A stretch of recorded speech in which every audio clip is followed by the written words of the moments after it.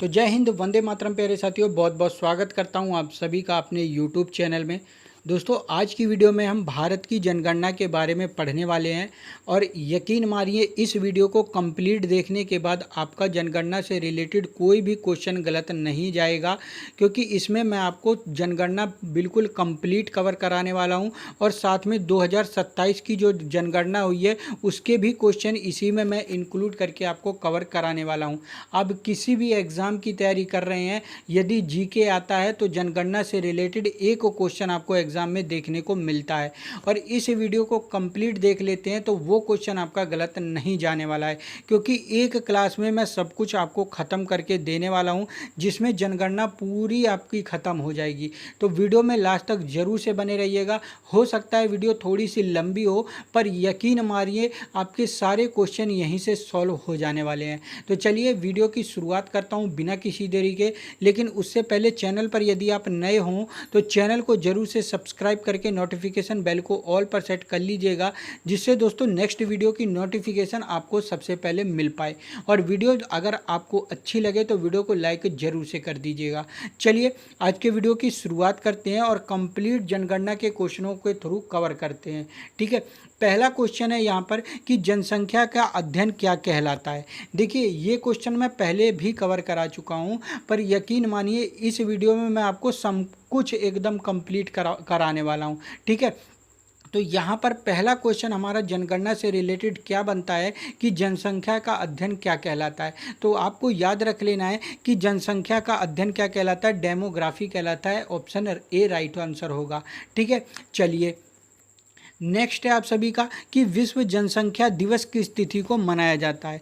देखिए, जनगणना से रिलेटेड हमें सबसे पहले इन नॉर्मल क्वेश्चनों को भी कवर करना है, क्योंकि इन्हीं से हमारा बेस तैयार होता है। ठीक है, यदि मैं बात करूं विश्व जनसंख्या दिवस कब मनाया जाता है, तो याद रख लेना हर साल 11 जुलाई को विश्व जनसंख्या दिवस मनाया जाता है।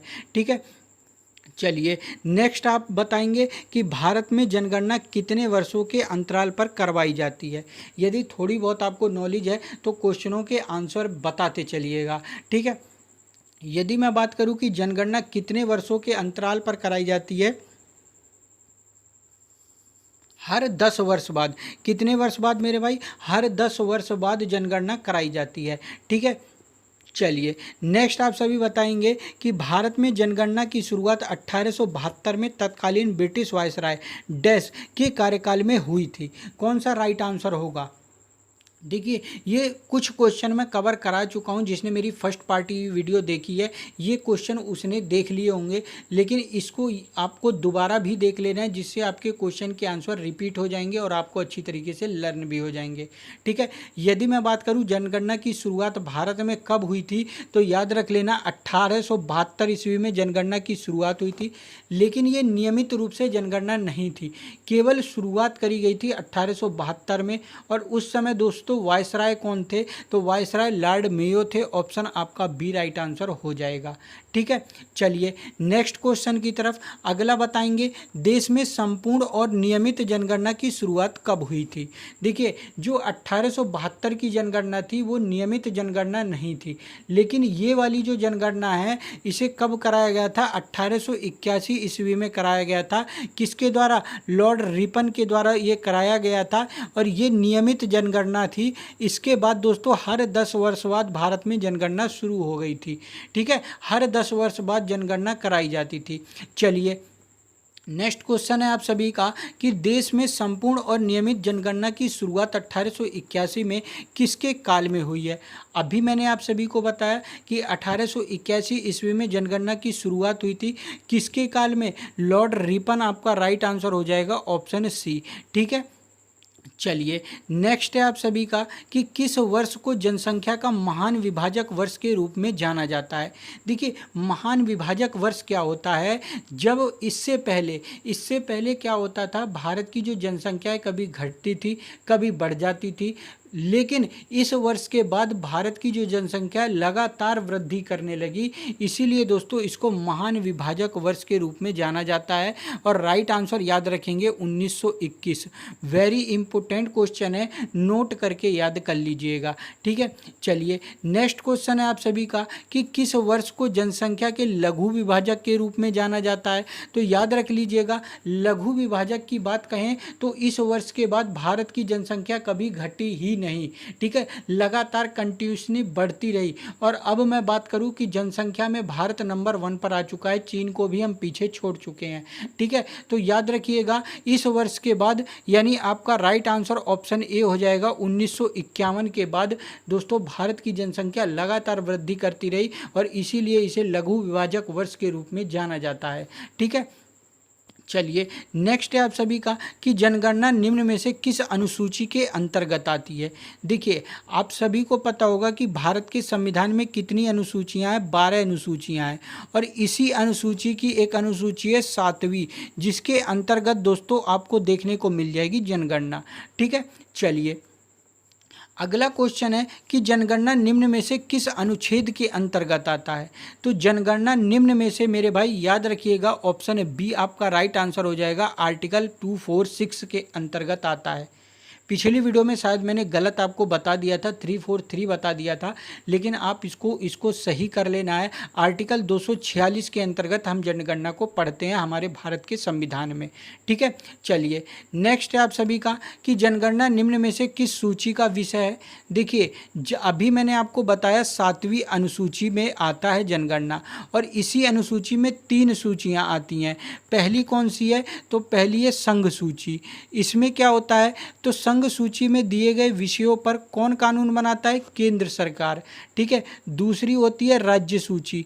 राज्य सूची में क्या होता है, इसमें जो विषय दिए होते हैं उन पर कौन कानून बनाता है, तो उसमें राज्य सरकार बनाता है। और तीसरी होती है समवर्ती सूची। इसमें क्या होता है, केंद्र और राज्य दोनों अपना नियम कानून बनाते हैं, जिसका ज़्यादा जरूरी होता है उसी का लागू हो जाता है, ठीक है। याद रखिएगा संघ सूची, राज्य सूची, समवर्ती सूची। यहाँ पर हमसे पूछा है कि जनगणना किस सूची का विषय है, तो याद रखिएगा ऑप्शन ए आपका राइट आंसर हो जाएगा, संघ सूची का। किस सूची का विषय है, संघ सूची का विषय है। और इस पर केवल और केवल केंद्र सरकार कानून बनाती है जनगणना के ऊपर, ठीक है।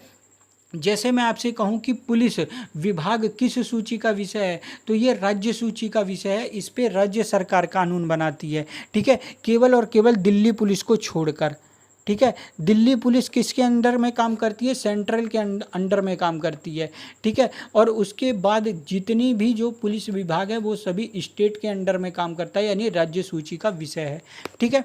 चलिए नेक्स्ट है आप सभी का कि निम्न में से कौन पहले जनगणना आयुक्त थे।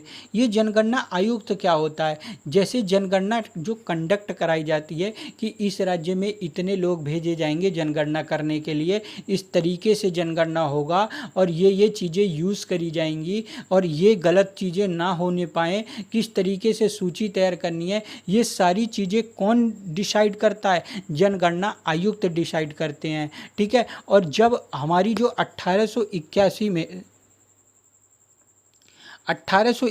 में जनगणना हुई थी, उसके जनगणना आयुक्त थे, आप याद रखेंगे, WC प्लाउडेन। इन्हीं को भारत का पहला जनगणना आयुक्त कहा जाता है, ये भी आपको याद रख लेना है, ठीक है, ये आपको याद रख लेना है। देखिए एक चीज़ मैं बताना भूल गया कि आपसे यदि पूछ ले कि पहली बार जनगणना विश्व में कब शुरू हुई थी, तो 1749 ईस्वी में किस देश ने कराई थी, स्वीडन ने कराई थी। किसने कराई थी, स्वीडन ने कराई थी, जो पहली जनगणना हुई थी, ठीक है, किसने कराई थी, स्वीडन ने। और ये जो जनगणना थी स्वीडन वाली, ये भी नियमित रूप से जनगणना नहीं थी। लेकिन आपसे पूछ ले कि दशकीय रूप से पहली बार जनगणना विश्व में किसने करवाई थी, तो 1790 ईस्वी में किसने कराई थी मेरे भाई, अमेरिका ने करवाई थी। ये भी आपको याद रख लेना है, ठीक है। ये पूछा तो नहीं जाता, लेकिन आप एक तरीके से याद कर सकते हैं। चलिए, तो यहाँ पर पहले जनगणना आयुक्त मैंने आपको बता दिया है कि WC प्लाउडेन थे। चलिए, नेक्स्ट आप बताएंगे कि निम्न में से कौन सा मंत्रालय भारत में जनगणना के लिए जिम्मेदार है। जैसे मैंने आप सभी को बताया कि जनगणना कौन कराता है, केंद्र सरकार कराती है। ठीक है, तो कौन सा मंत्रालय यहाँ पर जनगणना आयुक्त आयोग कौन सा मंत्रालय करता है डिसाइड। कौन सा राइट आंसर होगा, मानव संसाधन विकास मंत्रालय, बाल और महिला सशक्ति, ये तो हो नहीं सकता क्योंकि बाल और महिला सशक्तिकरण मंत्रालय केवल बालक और महिला के ऊपर कानून बनाते हैं। ठीक है, आवास और शहरी मंत्रालय ये भी नहीं हो सकता क्योंकि ये आवास वगैरह लोगों को घर आवंटन करने के बारे में डिटेल रखते हैं और ये चीज़ें यूज़ होती हैं। ठीक है, अब यहाँ पर मानव संसाधन और विकास मंत्रालय, तो मानव संसाधन किससे रिलेटेड होता है, मानव के जो संसाधन प्रस्तुत किए जाते हैं, जो बांटे जाते हैं, उनसे रिलेटेड होता है। लेकिन याद रख लीजिएगा, यदि आपसे पूछे कि जनगणना किस मंत्रालय के अंतर्गत आती है तो ऑप्शन आपका सी राइट हो जाएगा, होम मिनिस्ट्री के अंडर में जनगणना होती है। ठीक है, चलिए नेक्स्ट आप सभी बताएंगे कि भारत में जनगणना अधिनियम किस वर्ष बनाया गया था। वेरी इंपॉर्टेंट क्वेश्चन है, जनगणना अधिनियम कब बनाया गया था। देखिए, वीडियो थोड़ी सी लंबी होगी मेरे भाई, लेकिन आप विश्वास मान के वीडियो को कंप्लीट देख लीजिए, यकीन मानिए एक क्वेश्चन आपका गलत नहीं जाएगा। थोड़ा सा आपको बोरिंग सा लगेगा, लेकिन यकीन मानिए सारी चीज़ें जैसे जैसे आप कवर करते चलेंगे तो चीज़ें पक्की होती जाएंगी। ठीक है, और इससे एक क्वेश्चन एग्ज़ाम में बनता ही बनता है। ठीक है, यदि मैं बात करूं कि जनगणना अधिनियम किस वर्ष बनाया गया था तो राइट आंसर 1948। ठीक है, और इसी अधिनियम से अभी तक भारत में जनगणना होती आ रही है। ठीक है, दूसरी चीज़ आपसे पूछ ले कि पहली जनसंख्या नीति कौन सी थी। पहली जनसंख्या नीति कौन सी थी। देखिए, एक है जनगणना अधिनियम और एक है दोस्तों जनसंख्या नीति, दोनों अलग अलग चीज़ें हैं। तो याद रख लीजिएगा, पहली जनसंख्या नीति आई थी 1975 में और जनगणना जो अधिनियम था 1948 में। ठीक है, दोनों चीज़ अलग अलग है और दोनों को आपको याद रख लेना है। ठीक है, चलिए नेक्स्ट क्वेश्चन की तरफ बढ़ेंगे। अगला आप बताएंगे स्वतंत्र भारत की पहली जनगणना किस वर्ष हुई थी। देखिए, जनगणना अधिनियम आया था 1948 में, हमारा देश आज़ाद हुआ 1947 में, आप सभी को पता है। लेकिन यहाँ पर पहली बार जनगणना कब कराई गई। देखिए, पहली मैंने दशकीय रूप से जनगणना 1881 में बताया था, उसके बाद हर 10 वर्ष बाद जनगणना होती थी, तो उसके बाद 1891 में हुई होगी। इसी तरीके से आप जोड़ते आएंगे ना, 1891 में, फिर 1901 में हुई होगी, फिर 1911 में हुई होगी, 21 में हुई होगी, फिर 31 में हुई होगी, 41 में हुई होगी और फिर स्वतंत्र भारत की जनगणना आई 1951 में। तो राइट आंसर ऑप्शन सी आपका हो जाएगा। ठीक है, 47 में देश आज़ाद हुआ और 51 में स्वतंत्र भारत की पहली जनगणना कराई गई। ठीक है, अब मैं बात करूं कि 1872 के क्रम से कौन सी भी जनगणना है, तो ये 1872 के क्रम से 9वीं जनगणना है, ये भी आपको याद रखना है। ठीक है, चलिए नेक्स्ट आप सभी बताएंगे कि भारत की जनसंख्या विश्व की कुल जनसंख्या का कितने % है। तो याद रख लीजिएगा, भारत की कुल जनसंख्या विश्व की कुल जनसंख्या का मैंने कई बार बताया 17.7% है। कितने % है, 17.7% है। चलिए नेक्स्ट है आप सभी का कि स्वतंत्र भारत के प्रथम जनगणना आयुक्त कौन थे। अभी मैंने आपको बताया कि 1881 में जो जनगणना हुई थी उसके जनगणना आयुक्त कौन थे, WC प्लाउडेन।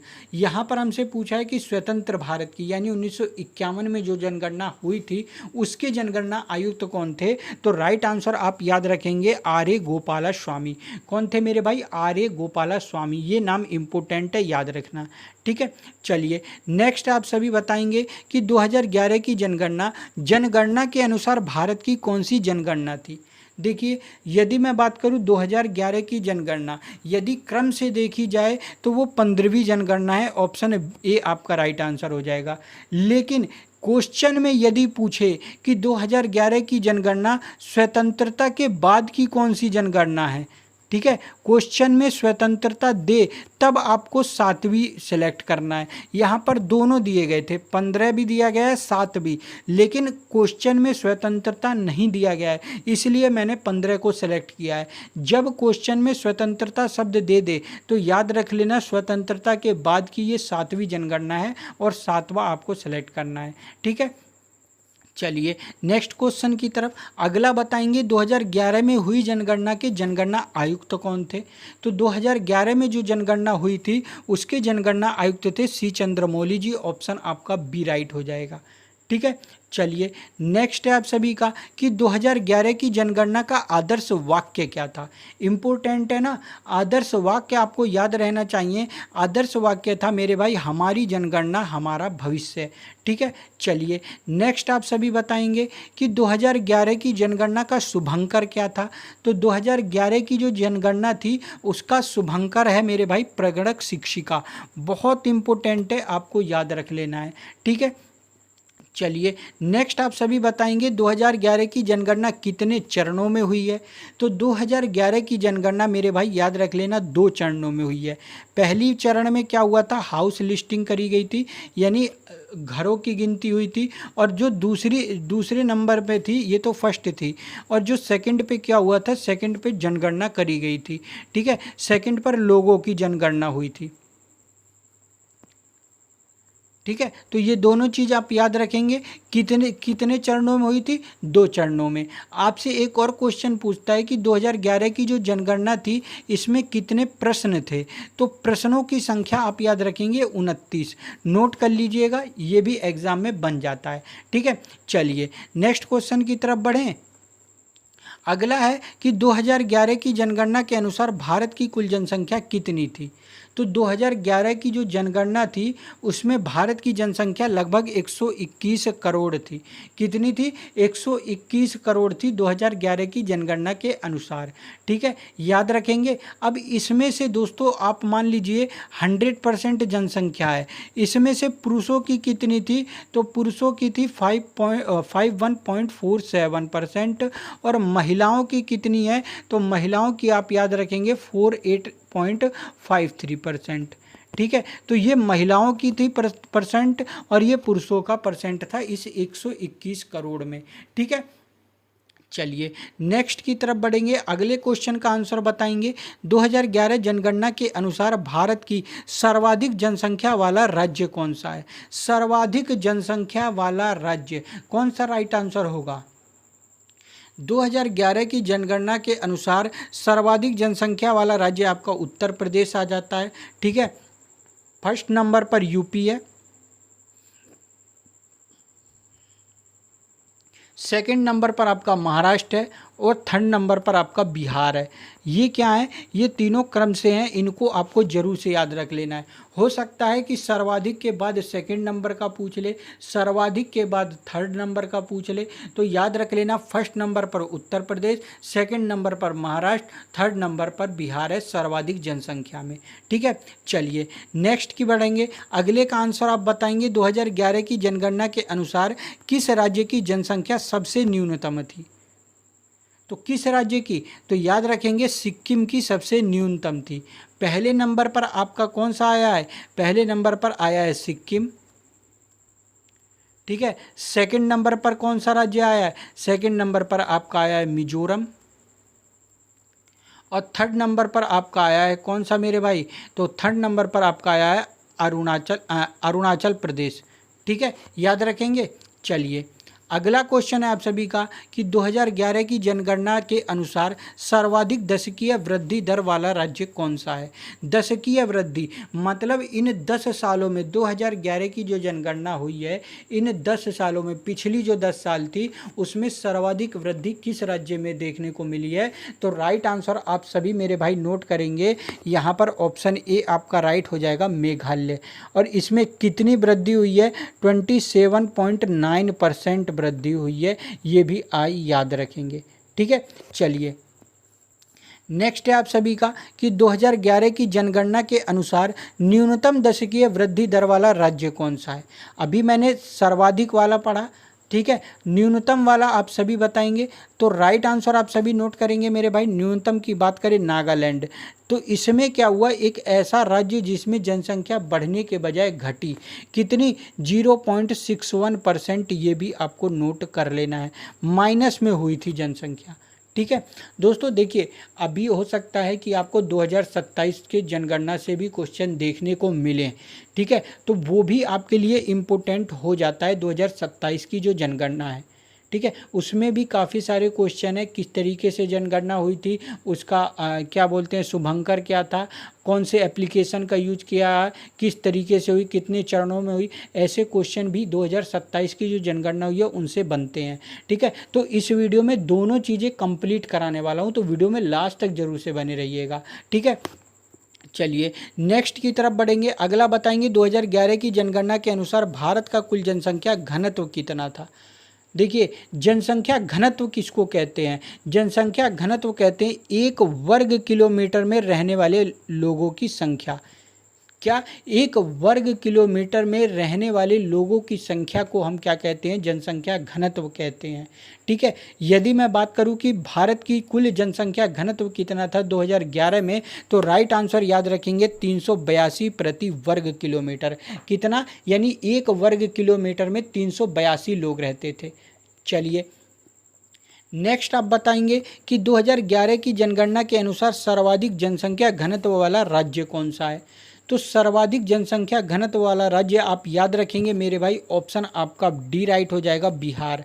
बिहार का कितना था? तो बिहार का मेरे भाई 1106 किलोमीटर स्क्वायर, यानी पर किलोमीटर स्क्वायर पर 1106 लोग रहते थे। पहले नंबर पर आप रखेंगे बिहार को। ठीक है, सेकंड नंबर पर आप किसको रखेंगे मेरे भाई? वेस्ट बंगाल को। और थर्ड नंबर पर आप मेरे भाई याद रखेंगे केरल को। ठीक है, यहाँ पर सर्वाधिक जनसंख्या घनत्व है। बिहार में कितना है? 1106 किलोमीटर स्क्वायर। वेस्ट बंगाल में कितना है? 1030 किलोमीटर स्क्वायर। और केरल में कितना है? 859 किलोमीटर स्क्वायर। ठीक है, चलिए नेक्स्ट आप बताएंगे 2011 की जनगणना के अनुसार सबसे कम जनसंख्या घनत्व वाला राज्य। तो अभी मैंने सर्वाधिक वाला बताया, सबसे कम वाला आप याद रखेंगे अरुणाचल प्रदेश, ऑप्शन है डी आपका राइट हो जाएगा, 17 किलोमीटर स्क्वायर। यानी 1 किलोमीटर स्क्वायर पे केवल 17 लोग रहते हैं, इतनी कम जनसंख्या घनत्व है अरुणाचल प्रदेश की। ठीक है, चलिए तो पहले पे आप अरुणाचल प्रदेश याद रखेंगे। ठीक है, कितनी मेरे भाई? 17। और सेकंड पे आप किसको याद रखेंगे? मिज़ोरम को याद रखेंगे। कितनी है मिज़ोरम की? 52 किलोमीटर स्क्वायर याद रखेंगे। ठीक है, और थर्ड पर आप याद रखेंगे फिर से सिक्किम को। और सिक्किम की कितनी है मेरे भाई? तो सिक्किम की है 86 किलोमीटर स्क्वायर। ठीक है, सबसे कम अरुणाचल प्रदेश में है, उसके बाद मिजोरम में है, उसके बाद सिक्किम में है। ठीक है, चलिए नेक्स्ट आप सभी बताएंगे 2011 की जनगणना के अनुसार भारत का लिंगानुपात कितना था। लिंगानुपात क्या होता है? तो लिंगानुपात मेरे भाई याद रख लेना है कि प्रति 1000 पुरुषों के पीछे 1000 पुरुषों के पीछे महिलाओं की संख्या को लिंगानुपात कहते हैं। ठीक है, 1000 पुरुषों के पीछे महिलाओं की संख्या प्रति किलोमीटर में। ठीक है, चलिए सबसे पहले बात करें, यहाँ पर हमसे पूछा है कि भारत की कितना लिंगानुपात था। तो भारत का है 943, ऑप्शन है डी आपका राइट आंसर होगा। ठीक है, चलिए नेक्स्ट है आप सभी का कि सर्वाधिक लिंगानुपात वाला भारतीय राज्य कौन सा है। तो सर्वाधिक के लिए आप याद रखेंगे मेरे भाई केरल। केरल का कितना है? 1084। ठीक है, कितना है? 1084। चलिए अगला आप सभी बताएंगे न्यूनतम लिंगानुपात वाला भारतीय राज्य कौन सा है। तो न्यूनतम लिंगानुपात वाला भारतीय राज्य आपको मैंने कई बार बताया है, हरियाणा है, ऑप्शन है डी आपका राइट हो जाएगा, 879। ठीक है, चलिए नेक्स्ट क्वेश्चन है आप सभी का कि 2011 की जनगणना के अनुसार भारत की कुल साक्षरता दर कितनी थी। वेरी इंपॉर्टेंट क्वेश्चन है, क्योंकि साक्षरता दर से क्वेश्चन एग्जाम में बन जाते हैं। तो राइट आंसर याद रखिएगा 74.04% है। ठीक है, चलिए अगला है कि भारत में साक्षरता दर किस आयु के बाद मापी जाती है। जो साक्षरता दर है यानी पढ़े लिखों की जो संख्या है किस एज के बाद मापी जाती है, तो राइट आंसर याद रखेंगे ऑप्शन आपका बी राइट हो जाएगा, 7 साल या उससे अधिक के बाद। यानी बच्चा कुछ बताने लायक हो जाए तभी उसको साक्षर में रखा जाता है। ठीक है, चलिए नेक्स्ट की तरफ बढ़ेंगे। अगले का आंसर बताएंगे, सर्वाधिक साक्षरता दर वाला राज्य निम्न में से कौन सा है। सभी को पता है कि सर्वाधिक साक्षरता दर वाला राज्य आपका कौन सा है, केरल है। ऑप्शन आपका ए राइट आंसर हो जाएगा। केरल के बाद मिजोरम है, मिजोरम के बाद गोवा है। ठीक है, चलिए नेक्स्ट आप बताएंगे कि न्यूनतम साक्षरता दर वाला राज्य निम्न में से कौन सा है, जो सबसे कम साक्षर हैं। तो इसके लिए राइट आंसर याद रखेंगे ऑप्शन बी मेरे भाई, बिहार। ठीक है, बिहार सबसे कम साक्षर दर वाला राज्य है। कितना है मेरे भाई, 61.8% है यहाँ पर। ठीक है, चलिए नेक्स्ट है आप सभी का कि निम्न में से किस केंद्र शासित प्रदेश की जनसंख्या सर्वाधिक है। अभी तक हमने क्या पढ़ा है मेरे भाई, राज्य के बारे में। अब हम किसके बारे में पढ़ेंगे, अब हम केंद्र शासित प्रदेश के बारे में पढ़ लेते हैं। देखिए सर्वाधिक जनसंख्या वाला केंद्र शासित प्रदेश आप याद रखेंगे दिल्ली है। दिल्ली में सबसे ज़्यादा जनसंख्या आपको देखने को मिलेगी। ठीक है, चलिए नेक्स्ट है आप सभी बताएंगे कि न्यूनतम जनसंख्या वाला केंद्र शासित प्रदेश कौन सा है। तो न्यूनतम के लिए आप याद रखेंगे मेरे भाई लक्षद्वीप। ऑप्शन ए आपका राइट आंसर हो जाएगा। यानी पहले पे लक्षद्वीप आ जाता है। ठीक है, सेकंड पर आपका दमन दीव आ जाएगा और थर्ड पर आपका कौन सा आ जाएगा, तो थर्ड पर आपका दादर नगर हवेली आ जाएगा सबसे कम में। ठीक है, चलिए नेक्स्ट है आप सभी का कि निम्न में से किस केंद्र शासित प्रदेश का जनसंख्या घनत्व सर्वाधिक था। देखिए केंद्र शासित प्रदेश जहाँ पर सबसे ज़्यादा लोग रहते हैं तो वहाँ पर जनसंख्या घनत्व भी सबसे ज़्यादा है केंद्र शासित प्रदेश में। यानी दिल्ली आपका राइट आंसर हो जाएगा। और यहाँ पर सर्वाधिक कितना है मेरे भाई, 11,320 लोग रहते हैं प्रति वर्ग किलोमीटर में। यानी बहुत ज़्यादा मान सकते हैं आप लोग। ठीक है, चलिए नेक्स्ट है आप सभी का कि न्यूनतम जनसंख्या घनत्व वाला केंद्र शासित प्रदेश कौन सा है। तो न्यूनतम के लिए आप याद रखेंगे अंडमान निकोबार को। इसका कितना है मेरे भाई, तो इसका है 46 किलोमीटर स्क्वायर। यानी 1 किलोमीटर स्क्वायर पर 46 लोग रहते हैं। ठीक है, चलिए नेक्स्ट है आप सभी का कि सर्वाधिक लिंगानुपात वाला केंद्र शासित प्रदेश कौन सा है। तो सर्वाधिक लिंगानुपात के लिए आप याद रखेंगे मेरे भाई पुदुचेरी। ऑप्शन सी राइट हो जाएगा। कितना है, 1037। ठीक है, चलिए नेक्स्ट आप सभी बताएंगे कि न्यूनतम लिंगानुपात वाला केंद्र शासित प्रदेश कौन सा है। तो न्यूनतम लिंगानुपात के लिए आप दमन दीव को याद रखेंगे। कितना है मेरे भाई, 618। कितना है, 618। ठीक है, चलिए नेक्स्ट आप सभी बताएंगे कि सर्वाधिक साक्षरता दर वाला केंद्र शासित प्रदेश कौन सा है। देखिए सर्वाधिक साक्षरता दर के लिए आप याद रखेंगे ऑप्शन आपका कौन सा, बी राइट हो जाएगा, लक्षद्वीप। ठीक है, लक्षद्वीप इसमें कितना है, तो 91.8% लोग पढ़े लिखे हैं 100% में से। ठीक है, चलिए नेक्स्ट आप बताएंगे कि न्यूनतम साक्षरता दर वाला केंद्र शासित प्रदेश कौन सा है। तो न्यूनतम साक्षरता दर वाला केंद्र शासित प्रदेश दादर नगर हवेली है। ऑप्शन आपका बी राइट हो जाएगा। कितने परसेंट है, 76.2% है। ठीक है, चलिए नेक्स्ट है, भारत सरकार ने जनगणना 2027 के लिए किसे ब्रांड एम्बेसडर नियुक्त किया है।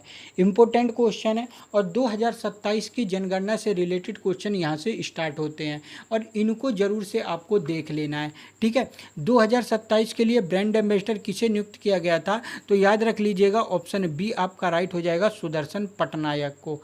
ठीक है, चलिए अगला आप सभी बताएंगे कि भारत में जनगणना 2027 के लिए कौन सी गतिविधियां उपयोग की जा रही हैं। केवल कागजी गणना, डाक सर्वेक्षण, आधार वेरिफिकेशन या फिर मोबाइल एप्लीकेशन और स्वयं गणना। तो याद रख लेना कि 2027 की जो जनगणना हुई है इसमें मोबाइल एप्लीकेशन और सेल्फ वेरिफिकेशन को पुरजोर साथ दिया है, मतलब इसको पुरजोर यूज़ किया जा रहा है। मोबाइल वेरिफिकेशन के थ्रू आप अपनी स्वयं की जनगणना में नाम दर्ज करा सकते हैं। ठीक है, चलिए नेक्स्ट की बात करें। अगला बताएंगे कि 2000 भारत में जनगणना 2027 के लिए शुभंकर कौन सा है। जैसे हमने 2011 की जनगणना का शुभंकर पढ़ा था ना, प्रगणक शिक्षिका, ऐसे ही आपको याद रख लेना है 2027 के लिए शुभंकर कौन सा है, प्रगति और विकास। ऑप्शन ए आपका राइट आंसर हो जाएगा। ठीक है, चलिए नेक्स्ट बताएंगे जनगणना 2027 में नई विशेषता के रूप में क्या जोड़ा गया है। विदेशियों की जनगणना, साक्षरता आधारित जनगणना, धर्म आधारित जनगणना या जाति आधारित जनगणना।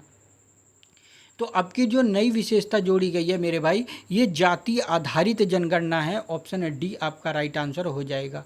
ठीक है, चलिए अगला बताएंगे कि जनगणना 2027 कितनी भाषाओं में आयोजित हुआ है। देखिए ये क्वेश्चन यदि आपने नहीं पढ़ा है तो आप आसानी से 22 टिक करके आएंगे, क्योंकि हमारे जो संविधान में 22 भाषाओं का उल्लेख है।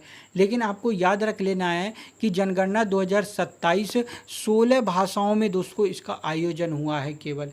ठीक है, चलिए अगला बताएंगे जनगणना 2027 के ऑनलाइन पोर्टल का नाम क्या है। तो जनगणना 2027 के ऑनलाइन पोर्टल का नाम आप याद रखेंगे सेल्फ एनुमरेशन पोर्टल। क्या है, सेल्फ एनुमरेशन पोर्टल। ठीक है, चलिए नेक्स्ट है अगला कि भारत में वर्तमान जनगणना आयुक्त कौन है। Vivek Joshi, Mrityunjay Kumar Narayan, Rajiv Kumar, Amit Yadav. Right answer note करेंगे ऑप्शन बी मेरे भाई। अभी भारत में जो वर्तमान में जनगणना आयुक्त हैं वो मृत्युंजय कुमार नारायण हैं, 2027 के, याद रखिएगा।